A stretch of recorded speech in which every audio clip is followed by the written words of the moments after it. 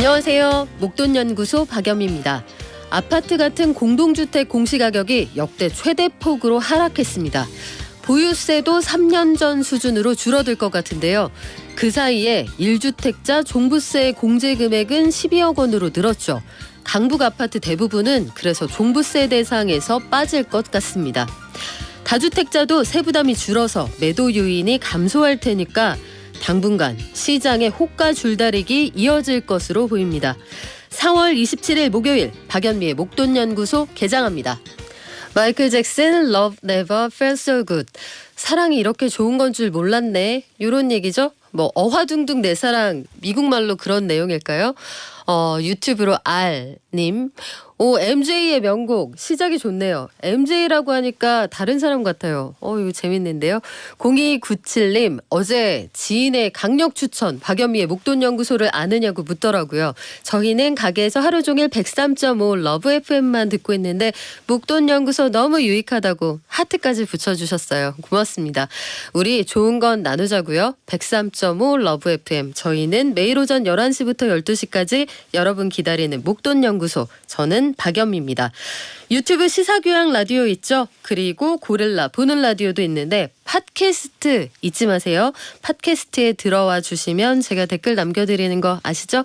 문자 소개되면 추첨해서 커피 쿠폰 드립니다. 샵 1035 단문 50원 장문 100원 고릴라는 무료고요. 잠시 후 국내외 시황 미래에셋 박광남 팀장과 연결해 들어보고요. 오늘도 그냥 중요한 뉴스 한 보따리 짊어지고 온 매일경제 추동훈 기자가 주요한 이슈들 가시 바르고 살만 딱 밥숟가락 위에 얹어드리겠습니다. 일론 머스크는 윤석열 대통령과 만났다는 소식이 있는데 미국의 우주기업 스페이스X도 운영을 하고 있죠. 여기에서 우주선 발사 시험을 계속하고 있다고 합니다. 돈이 되니까 하는 거예요. 돈이 어떻게 되는 걸까요? IT 언박싱 미디어스피어 강정수 박사에게 들어보겠습니다. 국내외 시황 알아보겠습니다. 미래에셋증권 박광남 팀장 연결돼 있습니다. 안녕하세요. 네, 안녕하십니까. 네, 오늘 우리장 어떻습니까? 네, 일단은 오랜만에 2차 전지주들이 반등을 하면서 종가는 봐야겠지만 코스닥이 6거래일 만에 상승하는 모습이 나타나고 있고요. 코스피 같은 경우에는 호실적을 발표한 자동차 업종과 건설기계 업종이 상승세를 보이는 반면에 반도체주가 약세를 보이는데요. 다만 삼성전자의 컨퍼런스 콜 이후에 좀 낙폭을 줄이는 모습이 나타나곤 있습니다. 하지만 달러원 환율 상승하면서 외국인들의 선물 매도 수급이 조금 부담을 계속 주고 있는 상황이라고 보시면 좋을 것 같습니다. 네, 지금 환율 어떤데요? 일단 1,340원대까지 다시 올라간 상황이라 여전히 원화 약세 기조가 이어지고 있다라고 보시면 좋을 것 같습니다. 전체적으로 시장에 영향을 미치는 요인 중에 하나가 최근 잇따른 하한가 사태일 텐데 오늘은 여파가 어떻습니까? 일단은 몇몇 종목을 제외하고는 하한가에서는 좀 벗어난 모습으로 좀 보여지고요. 관련된 내용은 여러 가지 이슈들이 좀 섞여 있는 것 같아서 금감원이나 이런 데 더 조사가 들어가지 않을까라는 생각이 좀 있는데요. 어쨌든 수급적인 이슈가 좀 만들어낸 부분이라는 점에서 좀 그런 부분은 저희가 고려할 필요는 있어 보입니다. 간밤 뉴욕 증시는 어땠습니까? 네, 일단 미국 증시는 이 마이크로소프트가 양호한 실적을 발표하면서 급등하고요. 여타 대형 기술주가 동반 강세를 보이다 상승 출발했었습니다. 하지만 일부 대형 기술주를 제외하고는 대부분 종목은 경기에 대한 우려 속에 매물이 출회되면서 하락하면서 전반적인 투자 심리가 좋은 모습은 아니었고요. 시장은 업종 차별화가 진행된 가운데 제약 바이오, 신재생 에너지, 산업재, 금융, 에너지 업종이 부진해서 나스닥은 상승분을 반납을 좀 하고 다우지수는 하락 전환 후 낙폭이 확대되는 모습으로 마감이 됐습니다. 네, 빅테크들 실적이 괜찮다라고 하는데 구체적으로 좀 볼까요? 네, 현재 마이크로소프트, 알파벳, 메타가 실적 발표를 했죠. 메타 같은 경우에도 오늘 장마감 이후에 실적 발표를 했는데 시간외로 10% 이상 급등을 하는 상황이고요. 이 손익을 좀 분류를 해보면 마이크로소프트 같은 경우에는 매출과 이익이 모두 성장하면서 굉장히 강력한 모습을 좀 보였습니다. 반면 알파벳과 메타 같은 경우에는 탑라인이라고 볼 수 있는 매출 성장이 조금은 제한적이긴 했지만 그래도 컨센서스를 대부분 상회하는 실적을 발표했습니다. 이 경기 둔화와 인플레 환경, 달러 강세 등 부정적인 이슈가 있었음에도 불구하고 전반적으로 양호한 실적을 발표했다라고 저희는 보여지고 있고요. 주요한 이유로는 아무래도 선제적인 비용 절감과 조직 효율화 작업을 거친 영향으로 추정이 됩니다. 이 대부분의 빅테크들은 지난 4분기부터 굉장히 강력하게 인력 감축에 나섰습니다. 그렇기 때문에 이 빅테크들의 비용에는 인건비가 굉장히 높은 수준을 유지를 하고 있거든요. 뭐 장비 투자라는 회사들이 좀 아니기 때문에. 다만 이 호실적만으로 주가가 강세를 보이기는 좀 어려운 투자 심리의 환경이었는데 이 가이던스 상향과 더불어서 자사주 매입 조치 같은 것들이 아무래도 주가 상승의 트리거가 된 모습이고요. 사실 현재 경기에 대한 전망에 굉장히 노이즈가 많은 상황이잖아요. 특히 중소형은행 뱅크런 사태 등으로 인한 디레버리징 기조가 더욱 부담을 주고 있기도 하고요. 네. 하지만 현재까지 실적 발표를 한 이런 빅테크들이 오히려 긍정적인 가이던스를 제시하고 있다는 점에 조금은 주목해볼 필요가 있을 것 같습니다. 앞서 언급한 것처럼 주요 빅테크들은 경기 침체에 선제적으로 대비하기 위해 4분기부터 인력 감축을 단행했고요. 그리고 달러가 약세로 전환되면서 이 환율의 부정적인 효과가 감소를 하기 때문에 하반기로 갈수록 이익에 대한 가시성이 높은 상황입니다. 이러한 상황 속에서 가이던스 상향은 경기에 대한 전망이 그렇게까지 나쁘지 않다라고도 해석될 수 있는 요인이 있고요. 또한 마이크로소프트와 메타가 언급한 AI가 만들어낼 수 있는 기회 요인에 대해서도 저희가 계속 주목해볼 필요가 있어 보입니다. 네, 소비재 업체들의 주가가 어떻게 흘러가느냐, 이것도 경기 판단의 한 힌트가 될 것 같은데 미국의 주요 소비재 업체들 실적은 어떤가요? 네, 일단 실적을 발표하고 있는 소비재 기업들의 실적은 굉장히 잘 나오고 있습니다. 코카콜라, 맥도널드, 펩시코 등 저희가 익히대로 알고 있는 주요 소비재 기업들은 양호한 실적을 발표를 했는데요. 이 경기 둔화 우려가 있음에도 불구하고 소비자들에게 비용 전가에 성공한 것으로 좀 보여집니다. 다만 이를 단순히 경기가 좋다라고 해석하는 것은 조금은 무리가 있는 상황인데요. 지금 언급드렸던 기업들은 기본적으로 굉장히 강력한 브랜드력을 가진 기업이고요. 경쟁사 대비해서 가격 전가에 용이한 구조를 가지고 있다라고 보시면 좋을 것 같습니다. 또한 맥도날드 같은 경우에도 이 미국이 지금 인플레이션으로 인해서 여러 가지 음식료 제품 등 가격 인상이 굉장히 높은데 상대적으로 저렴한 세그먼트의 대체제로서 부각받을 가능성도 좀 있다라고 보시면 좋을 것 같습니다. 또한 일각에서는 이 미국의 물가 상승에도 불구하고 미국 소비자들의 명목 소득이 동반적으로 올라가는 영향, 즉 실질 소득이 감소함에도 불구하고 이 화폐 환상에 따라서 착시 효과가 이 소미 판매를 아직까지는 견조하게 유지하고 있다라는 이야기들도 있어서 조금은 저희가 시간을 들고 지켜볼 필요가 있고요. 또한 최근 이 코카콜라의 실적도 잘 나왔지만 네. 세부적으로 살펴보면 글로벌 판매량은 굉장히 견조하게 증가를 했습니다. 하지만 가격 인상률이 높았던 유럽과 미국 등에서는 판매량 둔화가 조금 포착이 됐거든요. 그렇기 때문에 지속적인 가격 전가는 쉽지 않은 환경이다라고 보시면 좋을 것 같고요. 어찌됐든 미국의 소비가 지금까지는 나름 견조한 모습을 좀 보이고 있고요. 만약에 이 디스인플레이션 기조가 더욱 강화된다면 강력한 긴축 정책도 조금은 숨통이 트여질 가능성이 있어서 이렇게 좀 긍정적으로만 흘러간다면 향후 경기 둔화에 대한 불확실성도 조금은 낮아질 수 있을 것으로 보이니 저희가 이 소비재 기업들이 향후 앞으로 남은 기업들도 실적 발표를 어떻게 하는지 좀 주목하고 볼 필요가 있을 것 같습니다. 네, 그리고 다국적 자동차 회사죠. 마세라티나 지프 같은 거 만드는 회사인데 스텔란티스 대규모 감원 결정을 내렸군요. 네, 맞습니다. 일단 스텔란티스 같은 경우에도 대규모의 조기 퇴직 방침을 발표를 했는데요. 일단 과거처럼 일방적으로 지금 인력을 감축하겠다라는 내용은 아니고요. 일단 3.3만 명을 대상으로 희망 퇴직을 권유했다라는 소식입니다. 일방적인 퇴사는 아니지만 어쨌든 비용 절감에 적극적으로 나서는 움직임으로 해석할 수는 있을 것 같고요. 최근 실적 발표를 계속하고 있는 빅테크들도 이 실적 발표 시에 추가 인력 감축을 언급하기도 하는 상황이라 당분간 기업들의 이런 비용 효율화 작업은 계속될 수 있을 것으로 좀 보여집니다. 다만 저희가 이 스텔란티스의 감원 움직임도 조금은 개별 기업 이슈 혹은 산업에 국한된 이슈로 바라볼 필요도 있습니다. 최근 테슬라가 촉발한 치킨 게임 영향으로 이 완성차 업체를 비롯해서 스타트업 전기차 업체들이 맞은 경쟁에 돌입하고 있는 상황이거든요. 특히 내연기관과 전기차를 모두 만들어내고 있는 완성차 입장은 이익을 보고 있는 내연기관 비중은 줄여야 되고요. 적자를 감소하고 있는 전기차 비중을 늘려야 되는 이중고의 상황이라고 보시면 좋을 것 같습니다. 또한 전기차 같은 경우에는 상대적으로 내연기관 대비해서 인력이 덜 필요하다는 점도 이번 인력 감축에 영향을 준 것으로 좀 보여집니다. 어찌됐든 이런 불확실한 경기 상황에서 비용 절감 기조로 기업들이 지금 강화하고 있다는 점은 향후 고용 지표가 둔화될 가능성까지 연결될 수 있기 때문에 염두에 두고서 투자 판단을 하셔야 될 것 같습니다. 네, 여기까지 들을게요. 지금까지 미래에셋 박광남 팀장이었습니다. 고맙습니다. 감사합니다.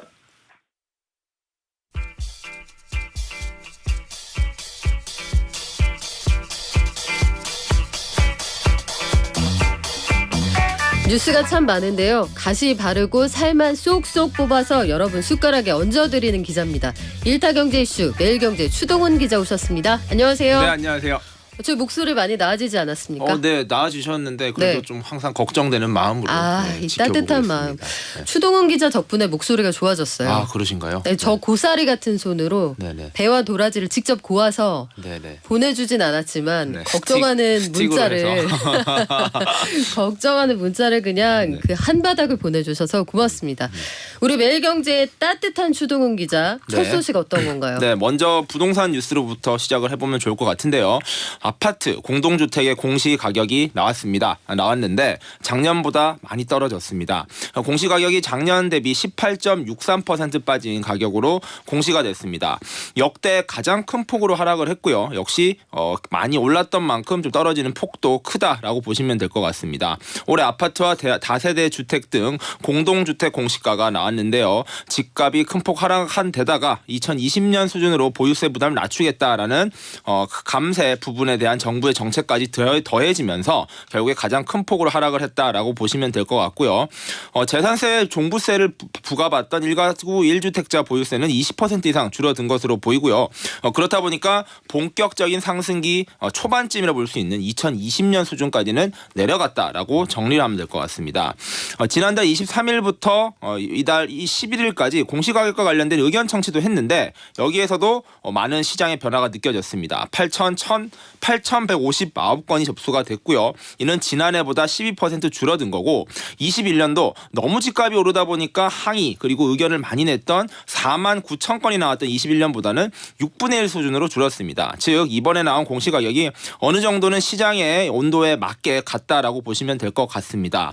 자, 가장 많이 떨어진 데는 세종시입니다. 세종시도 이번에 상승기 때 많이 오른 데였고요. 30.71% 떨어졌습니다.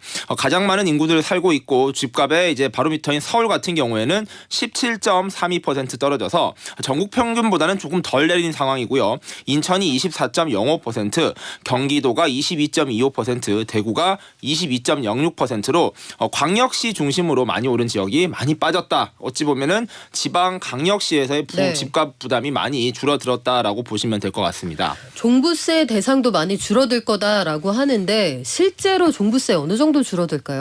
네, 지금 실제 사례를 들어서 좀 말씀을 네. 드리면 좋을 것 같은데요. 반포자이부터 보겠습니다. 여기는 워낙 비싼 데고 종부세를 피하지 못한 데고요. 전용 84제곱미터 아파트의 공시 가격이 작년에 26억 500만 원이었는데 이번에 공시된 게 22억 4,600만 원으로 나왔습니다. 물론 이제 층과 동에 따라서 조금씩 다를 수 있으니까 이거 하나의 사례라고 보시면 되고요. 그래서 작년보다 한 10% 넘게 빠졌다고 보시면 되고 보유세가 1,360만 원 정도 나왔어요. 작년에. 근데 올해는 883만 원까지 줄었다고 하니까 1,000만 원이 넘는다는 게 사실 또 그 체감적으로 많이 좀 부담이 되는데 그게 네. 100만 원대로 떨어졌다라는 의미가 있을 것 같고 30% 정도 줄어드는 네, 30% 거네요. 정도 줄어든 네. 겁니다. 그리고 2020년도에 보유세가 1,106만 원이었다고 하니까 이보다 더 낮아진 거죠. 즉 정부의 감세 정책 좀 부담을 줄이겠다라는 정책도 유효하게 들어갔다라고 보시면 될 것 같고요. 이번에 종부세에서 빠진 단지도 한번 보겠습니다. 이제 마포구의 대표 아파트죠. 마레프입니다.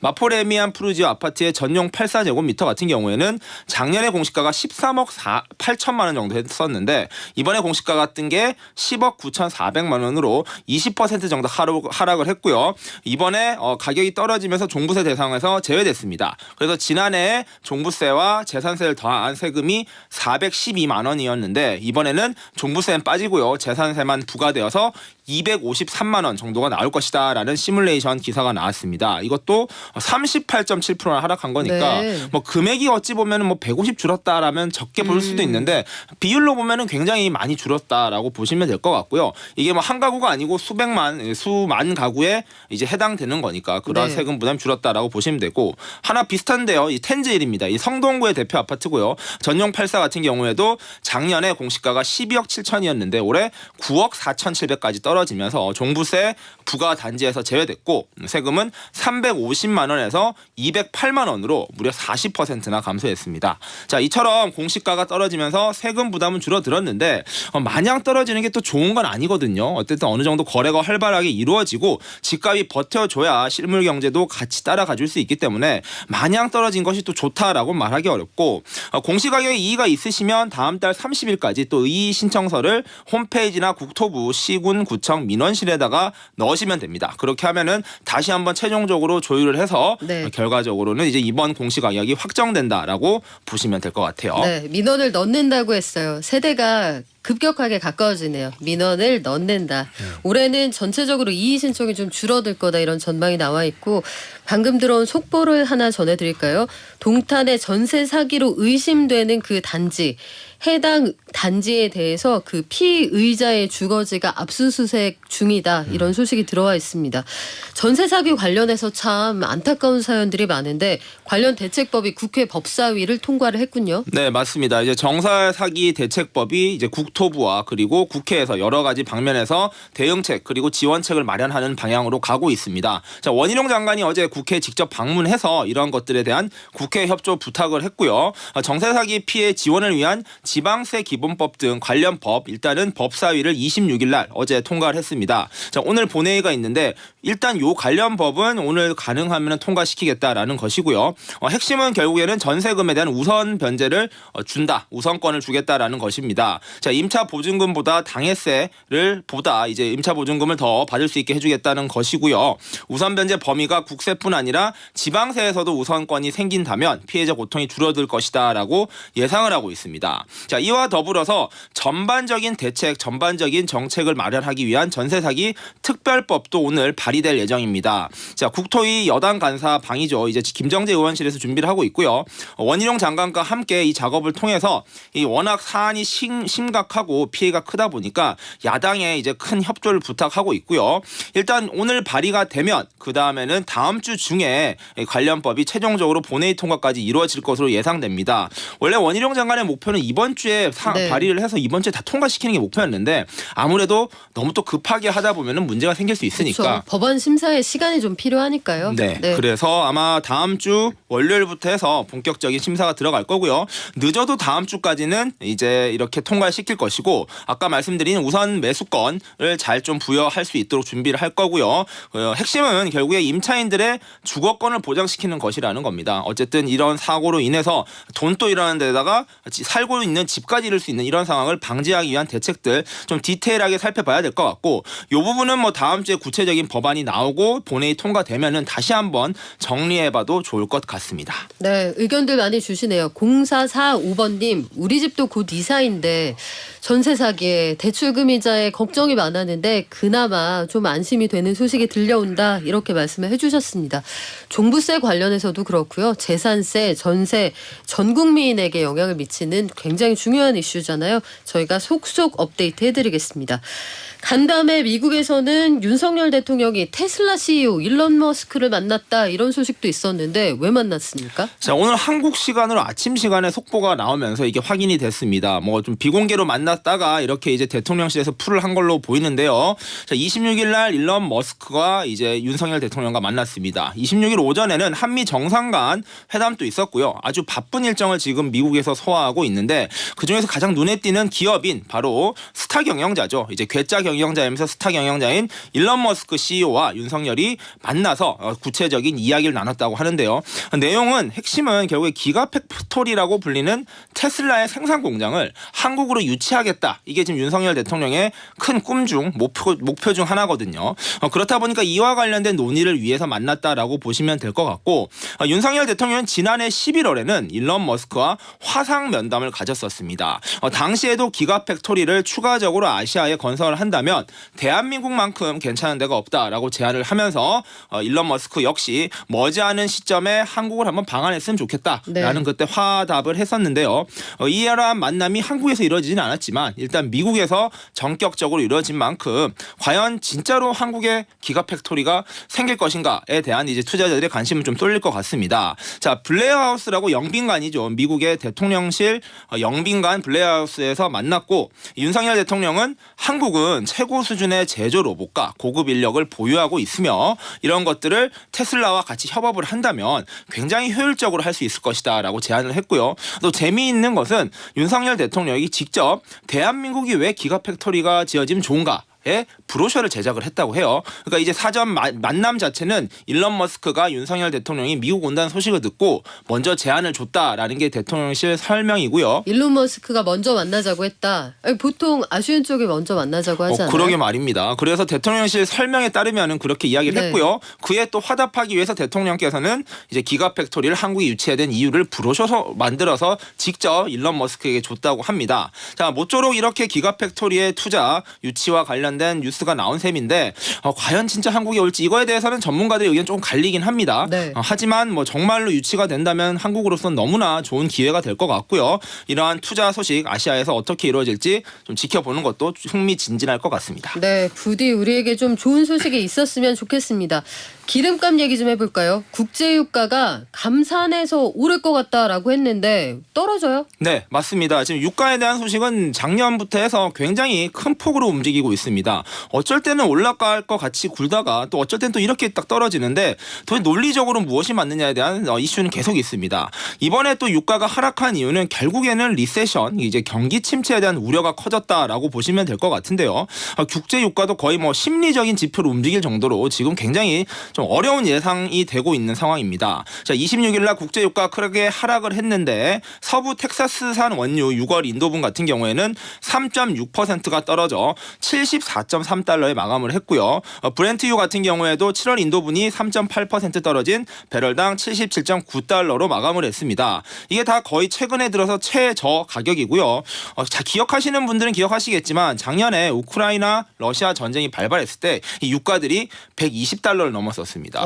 그랬었죠. 네, 그러면서 난리가 났었고요. 요 당시에 제가 미국에 있었는데 당시에 휘발유랑 막 기름 가격이 폭등을 해서 정말로 큰일이다라는 정말 난리가 났었거든요. 그때 미국에 있었어요. 네, 추동훈 그때 기자? 미국에 있었습니다. 네. 귀국하신 지 얼마 안 됐군요. 네네네. 네. 그래서 그때는 테슬라가 굉장히 주목받았던 게 기름값이 너무 비싸니까 미국에 살고 있는 사람들이 도저히 못하겠다면서 이제는 전기가 답이다. 네, 그래서 전기차를 많이 샀었는데 그게 불과 1년 또 이제 막 1년 막 지난 시점에 지금은 너무 많이 떨어져서 걱정이다라는 이야기가 나오고 있는 굉장히 재미있는 상황인 것이죠. 자, 유가 하락은 최근에 또 이슈들이 있었습니다. 바로 퍼스트 리퍼블릭과 같은 또 제2의 금융권 위기가 올 수 있다라는 미국 내에서의 불안감이 좀 커지고 있고요. 그다음에 미국 중앙은행 연방준비제도 같은 경우에도 금리 인상을 또 할 수도 있다라는 우려들이 겹치면서 전반적으로 거시경제가 꺼질 우려가 계속 커지고 있다라는 부분이고요. 이런 것들이 계속 커지면서 심리적인 요인으로 인해서 유가는 결국에 떨어지는 상황입니다. 자, 리세션이 오면은 결국에 소비를 덜 할 거고요. 뭐 자동차도 덜 탈 거고 여행도 덜 갈 거고 미국은 크루즈가 많죠. 크루즈도 덜 탈 거라는 겁니다. 그러니까 기름을 쓸 일이 없으니까 기름 가격이 떨어진다는 것인데 과연 실제로 이렇게 될지는 좀 봐야 될 것 같고요. 미국 같은 경우에도 지금 원유 재고가 많이 줄었음에도 불구하고 유가가 계속 하락하고 있는 걸 못 막는 거 보면은 이 재고 문제도 아니고 약간의 심리적 요인이 좀 많이 작용하고 있다라고 정리를 좀 해봐야 될 것 같아요. 네, 유가가 떨어지는데 우리 휘발유 값은 왜 오르나요? 아까 질문 있었는데 문자가 너무 많아서 제가 아이디는 지금 확인을 못 하겠거든요. 답을 해드릴게요. 유가가 떨어져도 국제유가가 떨어진 게 반영이 돼서 우리가 떼오는 그 도매 물량이 한국에 들어오는데 몇 달 걸립니다. 그러니까 싸게 산 게 들어오는데 시간이 걸리기도 하고 또 한 가지는 우리 이거 달러 주고 사오는데 요즘 환율이 비싸잖아요. 이런 것들이 복합적으로 영향을 미친다. 이렇게 보시면 되겠고 페이스북이 이 메타라는 회사가 운영을 하잖아요. 맞습니다. 시간 외에서 주가가 폭등했다. 무슨 일이에요? 자, 메타도 작년에 정말 주가가 많이 떨어졌거든요. 그래서 좀 위기설이 계속 있었는데 위기를 드디어 좀 극복하는 모양새를 보이면서 투자자들의 투자 심리를 좀 자극했다라고 보시면 될 것 같습니다. 자, 1분기 실적이 좋았는데요. 단순히 사업을 잘했다기보다는 비용 절감 그리고 인력 구조 조정을 잘했다라고 평가를 받고 있습니다. 자, 1분기 매출이 나왔는데 286억 달러가 나왔어요. 이게 전년 동기 대비는 3% 정도 증가를 했던 거고요. 그다음에 EPS입니다. EPS는 2.2달러 정도를 기록해서 이거 같은 경우에도 전년 동기 대비로는 19%나 빠진 상황입니다. 상황입니다. 즉 매출이나 이런 EPS 이제 주당 순이익이 엄청 잘 나온 건 아닌데 이런 것들에도 불구하고 좀 주가들이 잘 가는 이유는 시장의 전망치보다는 잘했어. 약간 위로를 받는 느낌이 좀 든다고 봐야 될 것 같아요.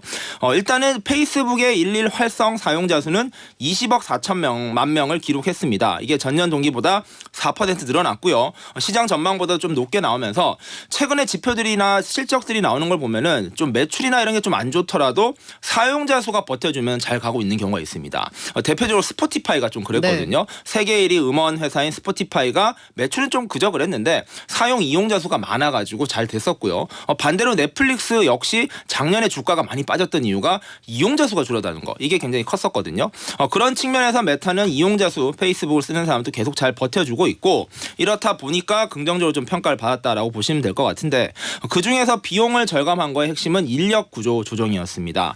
지금 현재 페이스북의 메타의 직원 수가 7만 7천 명 정도 된다라고 하는데요. 작년 11월부터 정리를 해고해서 1만 명 이상 줄였었고 올해도 추가적으로 1만 명 정도를 더 줄이겠다라고 하는 것인데 인건비라는 게 진짜 무시 못할 정도로 많이 든다는 겁니다. 이런 비용을 줄인 것만 해서 이제 메타의 긍정적인 평가 주가가 10% 넘게 오를 정도로 야 비용을 잘 줄인 거 정말 잘했어라는 측면을 좀 긍정적으로 평가했다는 거 앞으로 많은 기업들의 실적 발표에서 좀 주목하셔야 되는 것 역시 이처럼 인력 구조 조정 그리고 비용 절감을 얼마나 잘했느냐가 올해 기업을 얼마나 잘 운영했나의 평가 핵심 요소가 될 것이다 라고 좀 보시면 될 것 같아요. 네, 전반적으로 국내외 모든 기업들이 군사를 줄이면서 혹한기를 버티고 있다 이렇게 이해할 수 있을 것 같은데 야, 오늘도 뭐 명불허전입니다. 매일경제 추동훈 기자 뉴스를 들으니까 한 번에 정리가 되네요. 감사합니다. 네. 자, 다음번에도 잘 부탁드릴게요. 그럼요. 네, 지금까지 매일경제 추동훈 기자와 함께했습니다. 고맙습니다. 네, 감사합니다.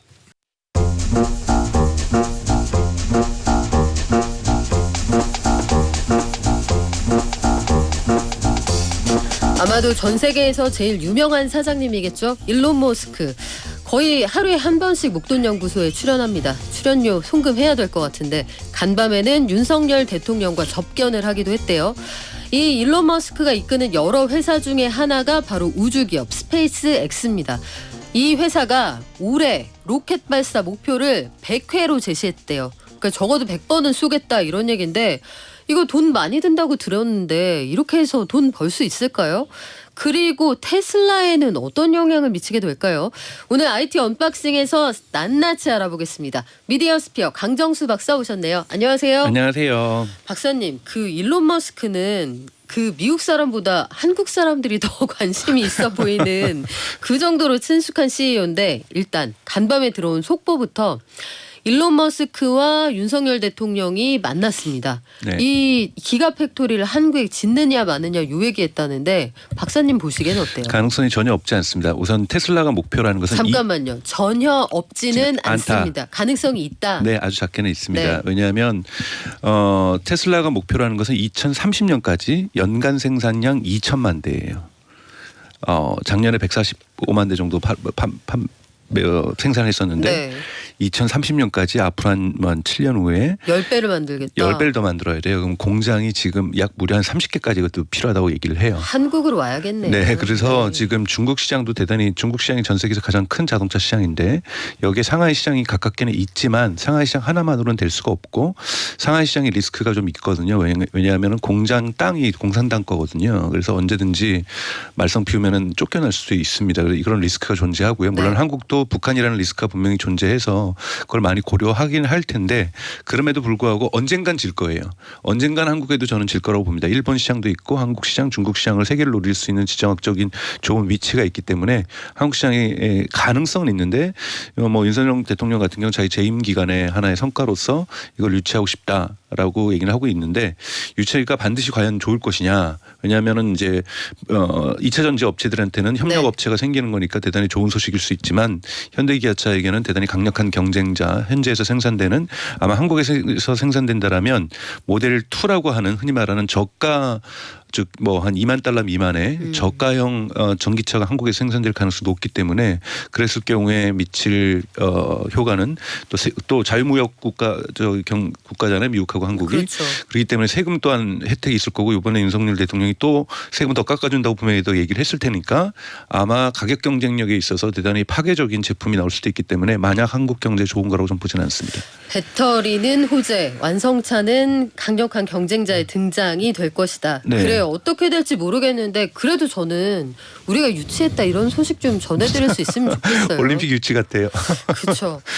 일론 머스크 하여간 이 괴짜 CEO면서 전 세계에서 가장 주목을 많이 받는 사람인 것만은 분명한데 우주기업 스페이스X 요 운영을 하면서 이런저런 말들이 많단 말이에요.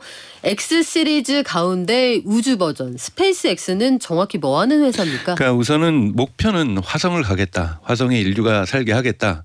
근데 하필 왜 화성이에요?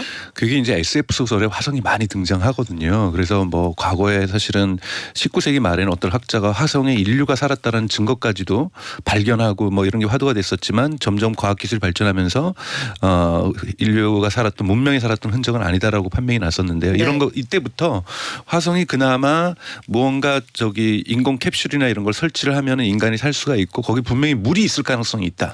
우리하고 느낌적으로 가깝군요. 화성이. 네, 그래서 사실은 네. 그러니까 이 일론 머스크도 SF 소설 보면서 자랐고 어렸을 때부터 화성 가고 싶다는 게 자기 인생의 목표였다라고 얘기를 해요. 그래서 정말 화성에 가서 살고 싶다. 그러려면 정말 많은 물자도 옮겨야 되고 네. 사람도 많이 이동해야 되니까 지금과 같은 우주선 규모는 안 되는 거죠. 그러니까 스타쉽 같이 인류 역사상 가장 큰 지금 우주선을 지금 만들어서 이거를 띄우겠다가 궁극적인 목표고 스타쉽이 띄워질 경우에는 이러려면 나사 같은 경우에는 이 스타쉽을 계약까지 했어요 이미. 요 스타쉽으로 2025년에 앞으로 2년 남았죠. 2025년 하반기에 달을 가겠다. 문 프로젝트에 지금 네. 계약을 맺은 게 스타쉽이거든요. 그래서 이 발사의 성공이 개인 기업인 이 스페이스 X뿐만이 아니라 나사, 미국의 나사에게도 대단히 중요한 사건이라고 볼 수가 있습니다. 그러면 지금 일론 머스크는 본인의 자아 실현이면서 한편으로는 이 스타쉽이라는 걸 일종의 노아의 방주 이렇게 생각하고 있는 거예요. 그렇죠. 근데 정말로 경제적인 생각도 갖고 있어요. 지금 현재 작년에만 해도 61회 로켓을 발사시켰거든요. 네. 그게 이제 팔콘 9이라고 해서 여러분들도 많이 보셨던 갔다가 돌아오는 겁니다. 그러니까 갔다가 돌아오는 거고 이번에 스타쉽도 갔다가 돌아오는 거고 발사체도 이 헤비 바디도 갔다가 돌아오는 그러니까 재사용이 가능한 거죠. 그러다 보니까 빨리빨리 교체가 가능해서 계속해서 발생을 할 수 있는 거예요. 지금 올해 들어서는 주 2회씩 발사하고 있거든요. 주 2회요? 네, 그래서 주 2회 발사하고 있고 네. 그날 발사하는 목요일날 발사했었는데 그 전날 수요일 날도 이 팔콘 9은 발사가 했었어요. 그러니까 그만큼 빈번하게 주 2회씩. 그래서 올해 목표가 100회를 발사하는 거거든요. 그러니까 이러한 정말 놀라운 속도인데 이거를 여러분들 경제적으로 봐야 되는데요. 지금 경제적으로 좀 비교를 하면은 미국에 있는 로키드 마틴하고 보잉하고 합쳐서 만든 회사가 인공위성 발사하는 회사가 유나이티드 런치 얼라이언스라는 데예요. 여기에는 한 번 발사하는데 1억 달러가 들어요. 그리고 이제 유럽에서 갖고 있는 아리아나 스페이스 같은 경우에는 2억 1,300만 달러가 됩니다. 한 번 발사하는데. 네. 근데 팔콘 9은 6,200만 달러 반 가격이에요. 그리고 싸게 하면 5천만 달러까지 가능해요. 싸게 하면 반값에도 가능합니까? 네, 반값에서 가능하니 네. 그러니 주 2회씩 하도록 주문량이 몰려들고 있다는 거예요. 왜냐하면 근데 왜 그들만 반값에 할 수 있어요? 그러는 것이 돌아오기 때문이에요. 보냈다가 한 번 일회용이 아니라 그렇죠. 다회용이다. 다회용이기 때문에 돌아오기 때문에 재사용이 가능하기 때문에 훨씬 저렴한데 아직까지 재사용 가능하게 돌아오는 것은 지금 스페이스X 외에는 없다라는 거예요. 이 부분이 이제 천재적인 것, 즉 처음부터 스타쉽 큰 걸 만든 것이 아니라 여기까지 무엇으로 돈을 벌 것인가를 계산했는데 우선은 로켓을 발사해서 다른 사람들이 여기다 물건 우리 인공위성 좀 띄워달라 그럴 거 아니에요. 이런 장사를 하고 있다는 거 하나 하고 두 번째는 여러분들이 들으셨을 것 같은데 스타링크라고 있습니다. 즉 인공위성으로 인터넷 하는 거거든요. 지금 이걸 지금 벌써 6,000개를 띄웠어요. 그러니까 주 2회 띄우는데 한 번은 남의 거 외주 받아가지고 띄워주고요. 네. 띄워가지고 이제 물건에서 돈 벌고 나머지는 자기네 스타링크만 띄워요. 그래서 한 번 뿌릴 때마다 50개씩 뿌립니다. 50개씩 그 스타링크를 뿌리면서 지금 벌써 6,000개가 지금 전 세계에 깔려 있고 이것이 올해 안에 완성이 되면은 5G망으로 지금 5G로 대체하고 있는데 인공위성이 다 되는 거예요. 그러니까 인터넷이 다 인공위성 인터넷이 다 되는 겁니다. 이걸로 그래서 사람들이 뭐라 그러냐면 스페이스X는 텔레커뮤니케이션 회사냐 우주선 띄우는 회사냐라고 네. 할 정도로 중간 단계의 화성까지 가기 위한 돈벌이를 다 계산해 놨다라는 거예요. 아, 처음부터 무섭네요. 화성 가려면 네. 힘들잖아요. 그러니까 그 비용도 막대할 거고 네. 이런 비용을 벌기 위해서 다른 업체들이 요구하고 있는 인공위성을 우주에 띄워준다든지 이런 걸 로켓 발사체로 주 2회씩 띄워서 돈을 벌고 그것도 반 가격에 하다 보니까 경쟁력이 있는 거고 미국 나사도 엄청나게 여기다 계약을 위탁을 하고 있고 나사가 지금 뭐 로키드 마틴이나 보잉이 띄는 거 왜 반 가격이니까요. 거기다가 텔레커뮤니케이션 회사인 지금 한 달에 $99 하거든요. 인공위성 인터넷이 이걸 지금 전적으로 띄우고 있는 거고 이 인공위성 인터넷이 요번에 우크라이나의 전쟁이 있어서 우크라이나 군인들이 뭐라 그러냐면 저거는 우리에겐 산소와 같다 그랬어요. 왜냐하면 통신망이 두절됐잖아요. 러시아의 공격에 의해서 이걸 갖다 일론 머스크가 바로 연결시켜줬거든요. 그래서 인공위성으로 보는데 이것이 기존에 이제 인공위성 인터넷은 고도 36,000km에 띄웁니다. 대단히 높게 띄우는데 이 스타링크는 500km 위에다 바로 띄우거든요. 그러다 보니까 레이턴시라고 하는데 이 인터넷 연결의 연결망들의 속도가 되게 빨라요. 그러다 보니까 이번에 우크라이나 군들이 얼마나 좋았냐면 러시아를 공격하는데 러시아군이 적이 있어요. 근데 과거에 인공위성 인터넷으로 하면은 여기에 저기에 저쪽에 적군이 있다. 저쪽에 포격을 해다오라고 이렇게 전파를 주고 돌아가는 시간이 꽤 걸리면 그 사이에 이동을 해버립니다. 버퍼링이 있는 동안에 그렇죠. 그 사이에 네. 저기 뭐 탱크 같은 것들이 이동을 하니까 정확하게 로켓을 맞출 수가 없는데 거의 실시간으로 정보를 주는 거예요.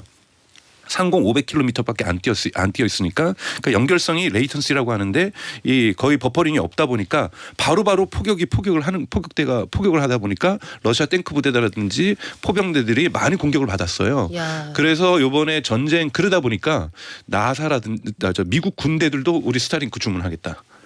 그러니까 전 세계 각국의 군인들 아마 한국군도 이 스타링크를 주문하지 않을까 싶어요. 그래서 갑자기 고객들이 네. 군사 고객들이 막 늘어나는 이런 상황이라고 볼 수가 있습니다. 아니 어쩐지 지난번에 그 전쟁이 발발했을 때 일론 머스크가 득달같이 손을 들고 제가 우크라이나의 통신망을 복원하는데 일조하겠습니다라고 했는데 그것도 이게 장사 속이었어요. 전 세계에 보여주는 일종의 데모군요. 그렇죠.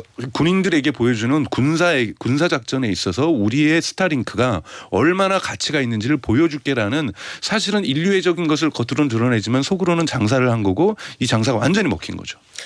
글쎄요, 뭐 욕망과 선의가 중첩된다면 좋겠습니다만 일론 머스크가 생각하고 있는 구상이 우리가 예상하는 걸 항상 뛰어넘는다는 생각이 드는데 로켓 발사 목표를 총 100회로 제시를 했대요. 이게 네. 100번을 쏘겠다. 특별한 의미가 있는 거예요. 뭐 그런 건 아닌 거예요. 주당 2회씩 쏘면서 계속해서 떼돈을 벌겠다라는 거를 얘기하는 거고요. 그냥 52주니까. 네. 네. 그 떼돈을 벌어서 스타쉽을 만드는데 개발하는데 계속 쓰고 이렇게 한 단계씩 이렇게 팔콘 1부터 시작을 해서 일론 머스크가 이 스페이스X의 재밌는 얘기인데 팔콘 1 처음에 1을 만들었을 때 3번을 연속해서 실패를 합니다. 그래서 개인 돈 뭐 있는 돈 해가지고 만약에 4번째도 실패하면 스페이스X가 문 닫는 거였어요. 근데 4번째 성공하거든요. 아. 그러니까 이렇게 실패 속에서 성공의 경험들을 가져왔던 것들이 스페이스에 있는 거고 이번에 스타쉽 같은 경우에도 이제 성공이냐 실패냐 이런 부분들이 많지만 그거 궁금해요. 네. 네. 그러니까 우선은 여러분들이 보셨겠지만 저도 봤거든요. 실시간으로 봤는데 갑자기 1분 전에 카운트다운이 멈추더라고요. 한 30초 동안. 얼마나 떨렸는지. 그래서 그 순간에 대해서 이렇게 올랐을 때 이 많은 부분들을 보셨겠지만 이 밑에 또 33개의 엔진이 있습니다. 33개의 엔진이 거대한 거거든요. 120m가 넘는 거다 보니까 이 자유의 여신상보다 높은 겁니다. 그러니까 인류가 지금 만들었던 로켓 중에서 가장 큰 로켓이고 발사체까지 해서 120m의 거대한 무려 150톤입니다. 거대한 이 발사체를 띄우는데 34개의 그 밑에 있는 이 로켓 중에서 3개가 꺼져 있었어요. 그러다 보니까 문제가 있었는데 그래도 성공적이었던 것은 뭐냐면 우리가 그러니까 중력 때문에 이 지구를 벗어나기가 어렵거든요. 지구를 벗어나기 어렵고 이 중간에 가장 중력이 센 지역이 있어요. 여기는 통과했어요. 그래서 요번에 이것을 통과한 것이 우선은 가장 큰 성공이라는 거고 또 일론 머스크도 실패일 가능성을 예감을 했는지 발사 직전에 뭐라고 트윗을 날렸냐면 앞으로 성공까지는 several times 몇 번의 발사가 시행착오가. 더 있을 거다. 네. 이걸 얘기했기 때문에 완벽한 성공까지는 좀 시간이 더 걸릴 거고 그러면서 a few months라고 그랬어요. 그러니까 앞으로 몇 달 안에 다 다음번 시도가 있을 거다. 이번에도 성공 못할 수 있죠. 100% 성공 못할 수 있지만 더 한 번의 성공을 두 번의 성공으로 연결해서 만들어내서 좀 더 성공의 근사치로 가는. 그래서 스페이스X가 이번에 이런 식으로 발사하는 건 처음이었기 때문에 팔콘 1도 네 번째 성공을 했기 때문에 아마 2, 3차례의 이 반쯤에서 반쪽의 성공이 계속 이어질 거라고 보고 이것이 이어지면 내년 말에는 이 스페이스X를 타고서 나사가 달나라에 사람을 보내는 여기 맥스로는 사람 100명 탈 수 있습니다. 버스네요.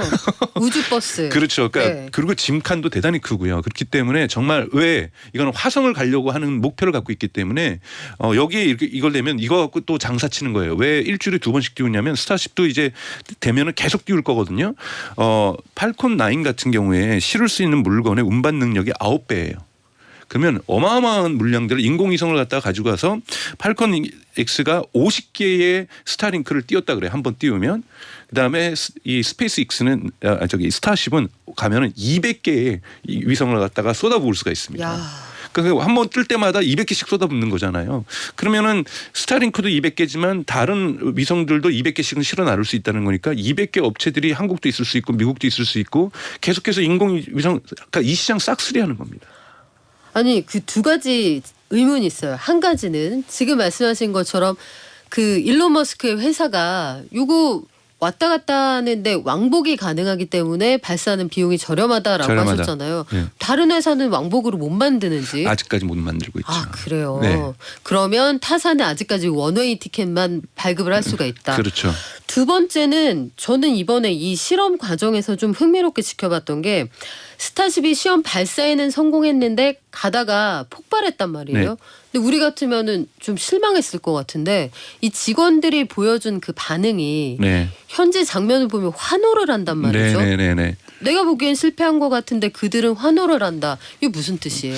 우선은 이제 스페이스X의 사명이 fail fast, learning faster라고 해가지고 빨리 실패하고 더 빨리 배우자. 뭐 이러한 정신이 직원들에게 있습니다. 그래서 네. 실패 그 자체를 두려워하지 않는다라는 거고 첫 번째는 두 번째는 아까 말씀드렸던 것처럼 지구를 벗어나는 중력 자기장 중에서 가장 중력이 센 지역을 통과했다라는 거.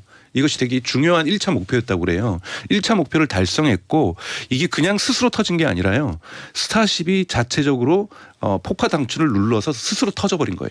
스스로. 네, 왜냐하면 이제는 분리가 불가능하면은 더 큰 사고가 나기 전에 멕시코만에 떨어져서 추락을 해줘야 되기 때문에 요 정도 지역에서 스스로 자폭을 한 거거든요. 그러니까 그렇기 때문에 요 정도의 자기네들의 1차적인 실험 목표를 그러니까 가장 중력이 센 지역을 통과하는 1차 목표는 자기네들이 성공했다라고 보는 거고 그리고 하자가 눈에 띄게 발견이 된 거예요. 누가 봐도 육안으로 볼 때도 이 34개의 그 엔진 추진체에서 3개가 꺼져 있었다라는 걸 봤을 때 이걸로는 분리가 불가능하다고 봤고 여기서 멈추는 게 낫겠다고 해서 자폭을 한 거거든요. 그래서 이런 부분에서 제어할 수 있는 즉 자기네들이 통제 가능한 곳에서의 실험이 이루어진 거고 그 실험의 결과에 만족한다는 뜻입니다. 아 이게 간단한 사안이 아니었네요. 네.